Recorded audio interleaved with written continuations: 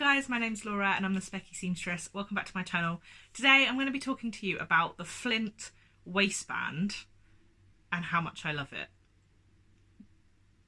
That's basically it. No, so I've spoken to you guys about the Megan Nielsen Flint pattern before, and I know that I still haven't posted my dungaree sew along because I'm way behind on my work in progress to complete that video. But in the meantime, while I am procrastinating unpicking bits of my dungarees that need fixing, I have moved on to another Flint variation. In fact, a few. So that's what I'm here to talk to you about, because they've been quite a lot of my makes recently.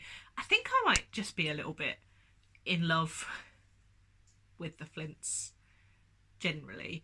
I mean, I am. I don't need to think that. I am in love with them. And I just thought I'd talk a little bit about it because I have hacked a few patterns to use the Flint waistband and pocket opening.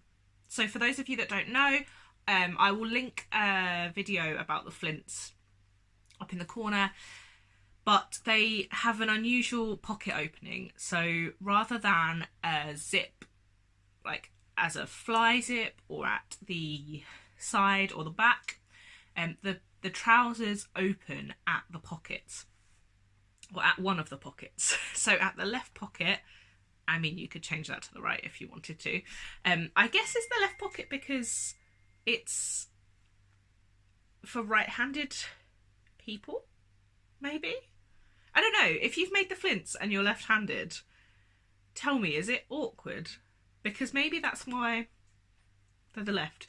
Anyway, at one of the pockets, you don't sew the pocket and the pocket bag together all the way up to the top. You sew it sort of halfway, and then you add some buttons on the waistband that kind of overlap. And that's how you get in and out of the garment.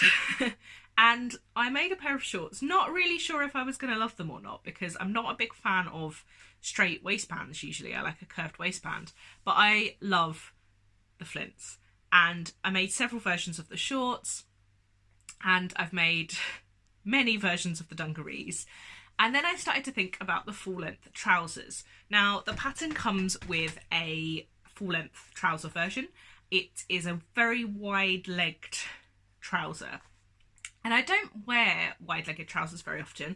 I do want to make a pair, and I have some fabric coming that I think I will use for that. But I'm much more of a straight leg, skinny leg girl, really. And I'd seen a few people on Instagram hack the wide leg into a narrower leg. Now, I could have just taken the waistband and pockets and applied that to any other pattern, which is kind of what I've done and I'll talk about shortly.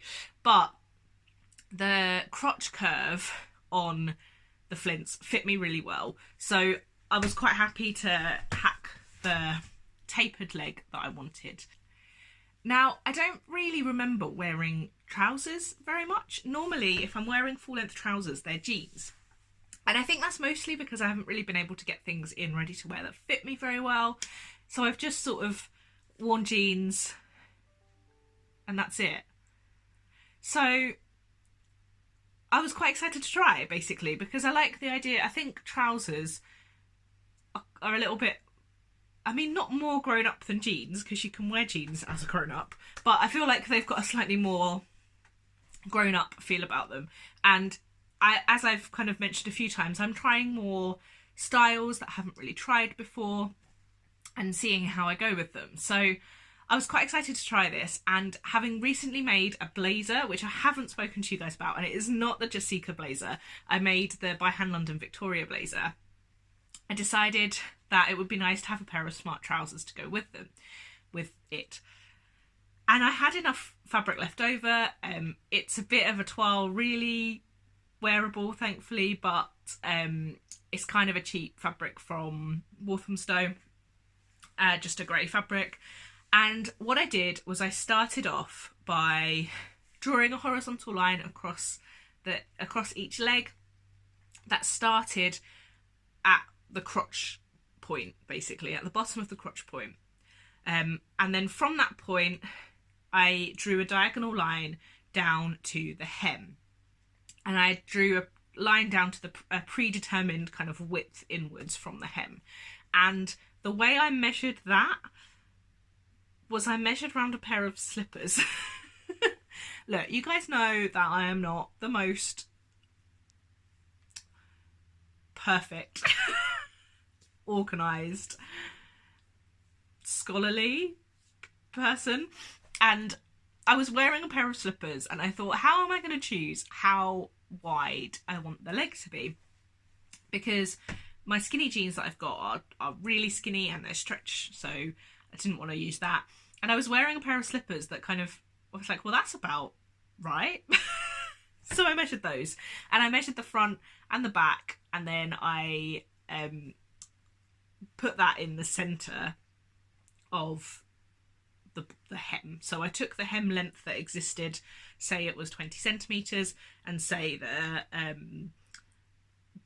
the slipper circumference was 10, then I would put that 10 centimetres in the middle of that 20 with 5 either side. Those are not the right measurements, but just to kind of put that into some kind of visual context, hopefully. So I did that, and I just drew a diagonal line down from the crotch point and the equivalent point on the other side down to that predetermined point on the hem. And that was my starting point for the pattern. It wasn't particularly difficult to do, and I sewed them up, tried them on. I didn't finish any of the leg seam edges because I just tried them on to see what they were like. And I have a slightly weird shape. I mean, we all do. No one is a standard shape, really. And I needed to take out quite a lot of extra fabric around the outside thigh area, basically. And usually, you know, you take out even amounts from the inseam and the outer seam, but I fiddled around and I ended up taking out a little bit extra on the outside seam to make the change that made them fit nicely. So then I made those changes back onto my pattern pieces and cut out another pair in a beautiful yellow, and now I have lovely yellow cotton twill trousers, which I love. I have since also made a pair of giant spotty black and white viscose linen trousers, which I love, and now I just kind of want to make lots more pairs. They're a really practical, like, everyday trouser. I'm going to be able to wear them to work, but they look fine with like a t-shirt or something casual as well, and I'm a big fan of them, so I'm very happy to have lots more Flints in my life. But they're kind of a normal Flint, right? And what I was starting to think was, well, why can't I add this Flint waistband to something else? To a skirt, to, I mean, anything, basically. Mostly quite excited by adding them to a Winslow culotte, a little gathered skirt, and also a tulip skirt. So I did. And they were reasonably successful. So it's quite an easy hack to do. You take the pocket pieces away from your original pattern if they existed, and you use the Flint pocket pieces and the Flint waistband and apply it to the top of the skirt or the culottes. Not particularly challenging. You have to make sure that the top line of the garment you're making matches the waistband length. So what I would recommend is that you measure the waistband length from the Flint pattern piece, which for me I think was 118 centimetres, and you draw it out and mark on it where the notches are for the side seams. That's really important, particularly if you're making a simple gathered skirt, because if you make a simple gathered skirt, i.e. just two rectangles that you are gathering up and attaching at the side seam, you need to make sure the front and the back are the same width, which I managed not to do for one of mine, and it's a real pain. So make sure you've marked that so that you can gather to the correct width, and make sure you can kind of shimmy your gathers around. So that's my top tip. Don't make the same mistake Laura made and actually have even gathers across your two pieces. But other than that, it's actually a really easy pattern hack to do. What I've done, I took fabric that I bought specifically to make a gathered skirt hack. This one did go to plan. It was the other one that went wrong.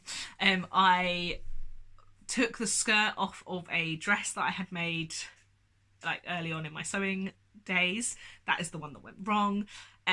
I used a pair of Winslow culottes, which I had never finished because I completely mucked up the waistband.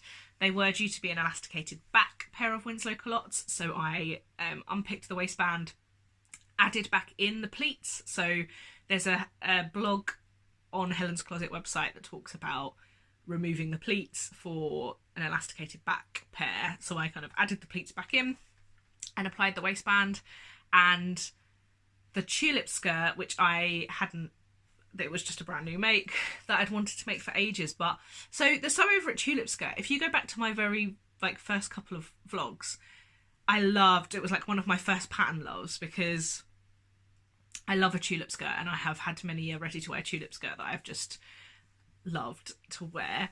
But I didn't get on with the waistband, and it was too big as well. So yeah, I just put the Flint waistband on it, and pockets, because it's inseam pockets, and we all know I'm not a big fan of inseam pockets.